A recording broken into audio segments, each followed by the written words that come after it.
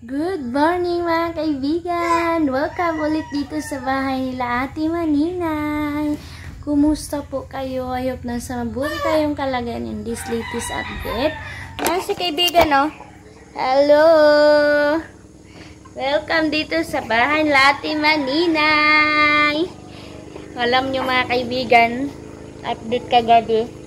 Natulog kami dito na walang aircon, walang fan. And hulaan nyo kung saan kami natulog, hindi sa kama. Nandito kami lahat sa baba mga kaibigan, si King and Eileen. Sa sobrang init, hindi na din sila nag-ano mga kaibigan, hindi na sila nagbanig, hindi na sila naglagay ng beadings or foam. Sobrang init mga kaibigan siguro kasi malamig itong sahig. Sa sahig na sila natulog ni Eileen and King. Kasi ito, mana to sa akin mga kaibigan. Hindi talaga siya makatulog kapag malamig sobra. Iyak talaga siya ng iyak mga kaibigan, lalo na sa foam. Hindi siya sanay. And sa sa fan mga kaibigan, so mana talaga to sa akin.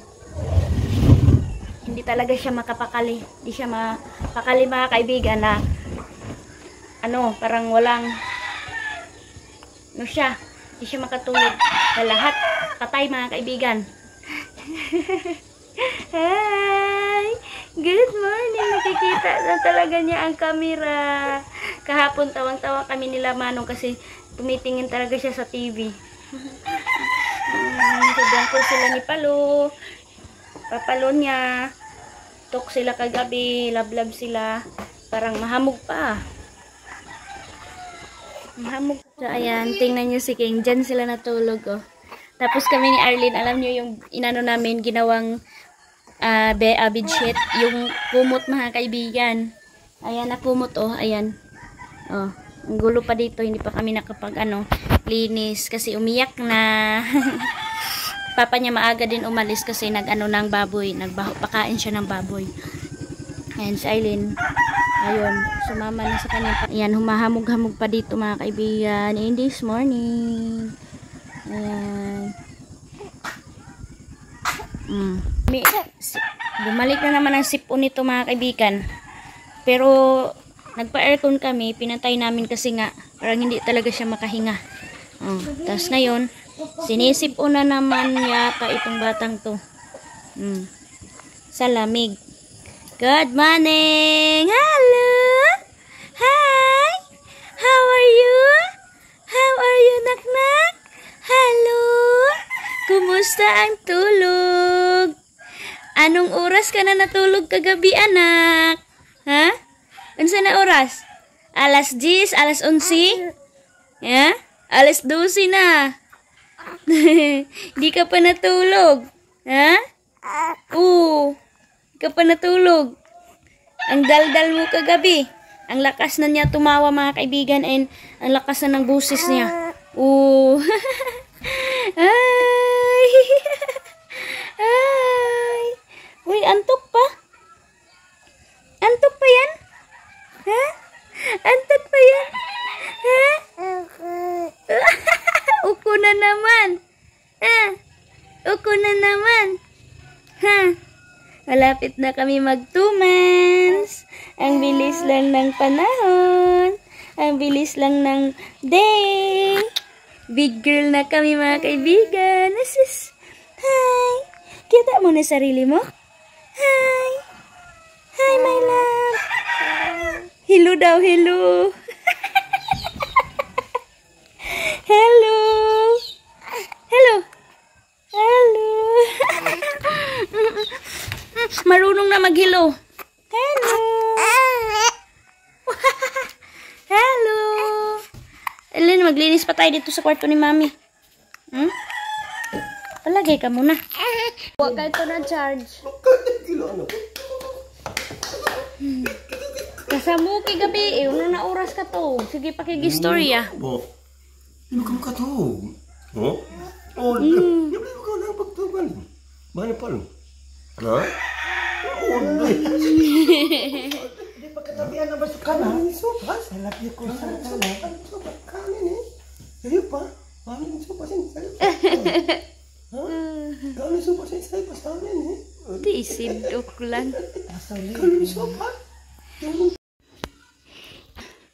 So, na ano ko na mga kaibigan kahit papano. Inayos ko muna dito para hindi masyado magulo. So, doon na si Arlene sa baba. Arlene. So, in this latest update mga kaibigan, wala na.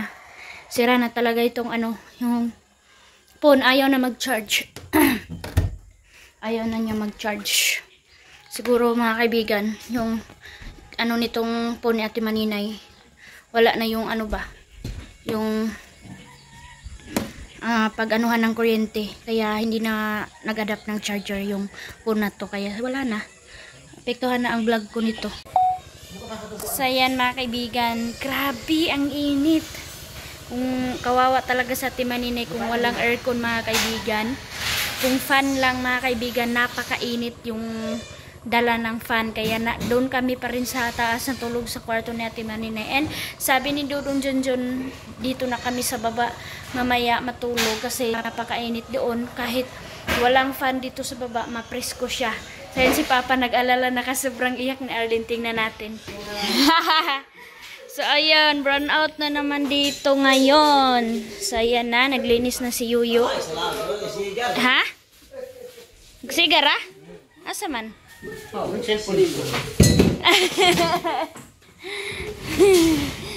Magpalis-palis na dito si Yuyo. Ayan. Si Palo. Amo gali, di magpabutang. Hola. Ay butang ra. Sagdi. Ayan o. Ayaw kasi magpaano, kilala. Nagpabuhat na palagi. Oh? Ay! Ang muka! Ang muka! Brown out pa naman. Oh, hawakan. Up. Ayan na, tapos na sila dito. Eto na. Okay na yung doorknob nila, mama. Parang napalitan na to ni Uncle Tani, mga kaibigan. Ito na yung door. Sama na. Diha na lang. Diyan na lang ilagay sa gilid. So, ito na ang finished product. Wow! Taran! Tadadeng! So, 2 araw pa ninyo, no? Ito kasi mahirap dito, mga kaibigan. Matulin ang work dito kasi sa disenyo, mga kaibigan. Cutting ng cutting. And then, lalong-lalo na mayroong ano yan, yung white na nilagay. Oh, ganyan na siya. Ay, tahimik na, oh. Tahimik na ang budadat. Tahimik na, mga kaibigan, na. Hi! Ito, nagbako na. Hi! Sitor muna natin. Oh, mahirap kasi. Sa Uncle Tani, dalawa sila ni Yuyo sa door. Nataod na ang door dire, ah. Ay, iyan na, oh. Ito na, natap na siya, mga kaibigan, oh. Napakatibay na yan. Ito na ang ganap. Sa bahay ni Ate Maninay habang wala siya. Tuloy ang pandayan. Grabe. Ang laki ng TV. To, dahan, oh. Misgungan na ka, oh. Tawanan na naman kami dito. Ang ganda na. Ang ganda ng house. Ano si?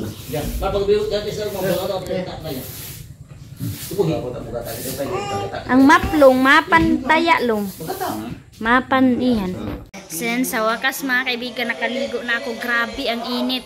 So ngayon, uwi na sila pa si Wednesday ngayon. Ayan. Tapos sila Manong mayroong gagawin na may buhato. Magkuhan mo nung kalabasa. So nag-coffee na sila. Ayan si Arlene, oh. With sounds yan, mga kaibigan. Christian song. Oh.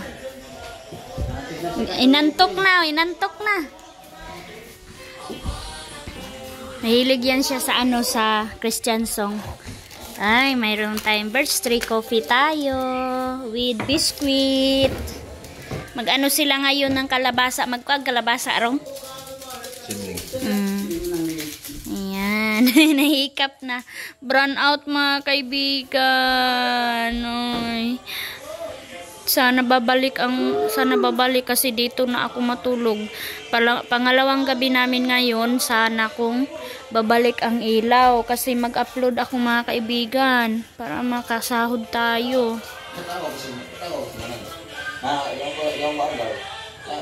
Ayan, iwan muna natin si Arlen kasi mag-update tayo dito sa taas. Dito sa baba kanila papa. Ano yung ginagawa nila. Diyan ka muna Arlen. Ay, music naman siya. Yung kalat pa dito. Grabe talaga ang hinawa ng mga panday ng ating maninay kay papa. Yung pagtulong. Dito tayo.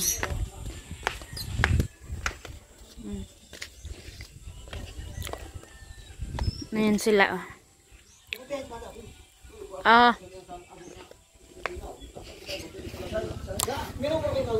Tapos mga kaibigan, meron kaming isda dito. Ayan, 7 kilos to mga kaibigan. Dali, tingnan natin yung isda ni Yoyo. Sa ating maninay na ang nagbili nito para uulamin ng mga panday. Tingin tayo baka mayroong mga malaki. Tingnan natin di. Go! Nasa para sa bawon buhi undaan. Wow. Yung malaki. Bi? Alam mga kaibigan, ang presko. Oh my God. Wow! Ang presko. Yan. Ayaw, patya. Buhi Ha? Yan na si Dodong Junjun. Nagkuha na kasi si Ate Maninay ang nagbili. Hindi pa to bayad. Wala pa sa Ate Maninay. Kasi si Yoyo, sa sahod din yan si Yoyo mga kaibigan. Per day po yan. And magpakuliglig kami.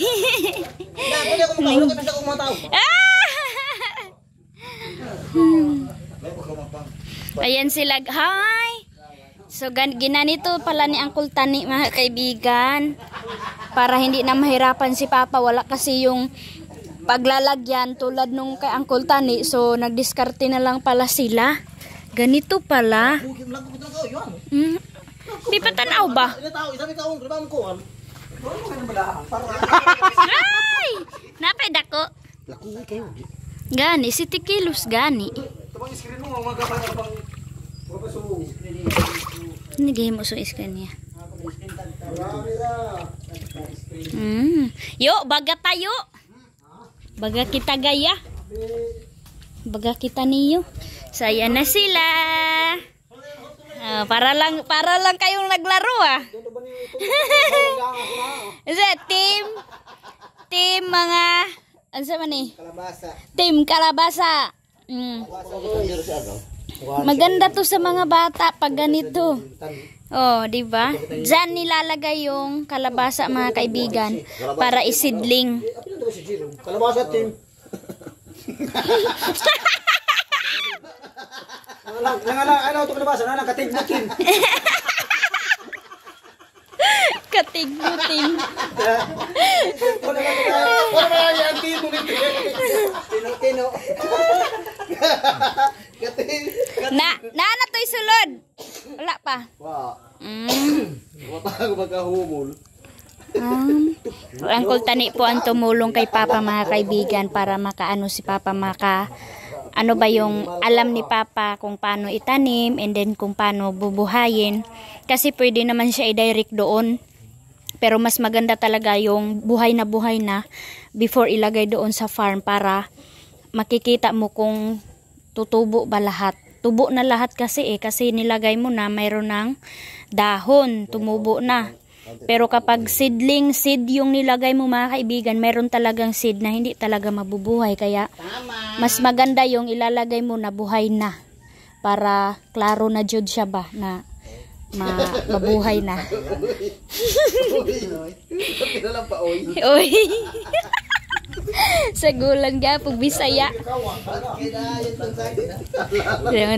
Dahil sa adhesive mga kaibigan kasi magpalagay si Ate Maninay ng tiles doon sa kusina. Ipa-tiles na yung abuhan. Ang saya, diba? Ang saya nila mag-work. Hi! Lola, kasama si Arlene doon sa taas. Kay? Nguha ng dahon si Idmar at saka si Dudong Junjun mga kaibigan. Hindi kami nakakuha, hindi kami nakatanim kasi wala kaming financing. Madamo na dito oh. Ayan. Ang saya nila. Ayan. Sana matapos na talaga mga kaibigan ang bahay ni Ate Maninay para makapag-blessing na talaga siya. Siguro pagbalik na nila Ate Maninay and Kuya Caleb. Kailan kaya ang blessing nito mga kaibigan? Ayan mga kaibigan, nakala ko tatanggalin pa dyan, hindi na pala. Ano na pala yan? Ibaon na pala. Baon na lahat. Kanindot na tanawon guro dito. Yan mga kaibigan, kung hindi ka talaga madiskarte sa kalabasa, hindi po talaga siya madali oh. Grabe yung effort nila nito. Kailangan panday, tanim, ganun yung nila Uncle Tani. Sila lahat, team sila. Team, kalabasa.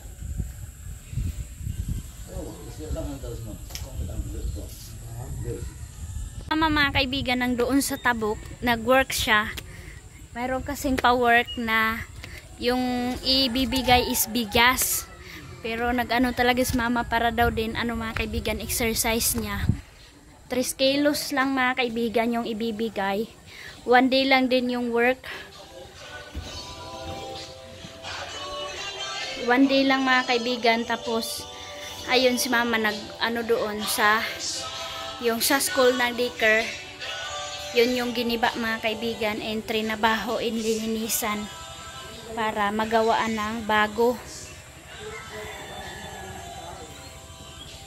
Ayan mga kaibigan, pangalawang gabi namin dito sa bahay ni Ate Maninay and sobrang nakaka-relax ako. Puyat lang mga kaibigan, pero sa work wala po akong work dito. Sa lang ako sa cellphone kay Arlene dahil kay Auntie Inday mga kaibigan. Maalaga po siya dito, ayan. Yay! Makahigop na naman ng sabaw. Ayan. So, si Auntie Inday palagi yung nagluto mga kaibigan. Lahat dito siya po lahat. Ayan, ayan, yan siya mga kaibigan kung tinutulungan mo. Siya lang daw. Wow, ang lalaki ng mga isda. Nahawan.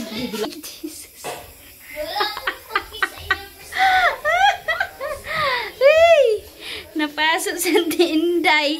Ang aming baby mga kaibigan, nanonood na ng TV. Oh, mag 2 months na kami ngayong 19.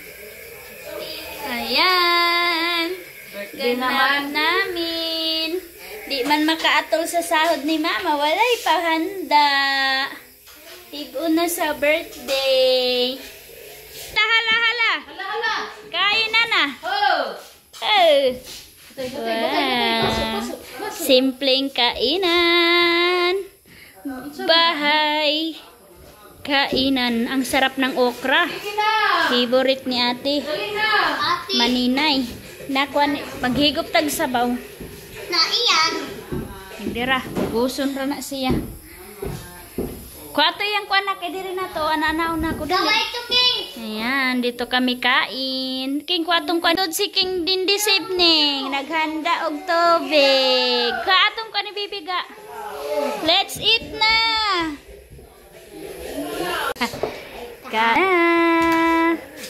Happy kainan. Oo, yo. Daddy mo kasi talagang lugbakuan. Lubak. Ukra. Kaon ukra. Kaya makapurga ito.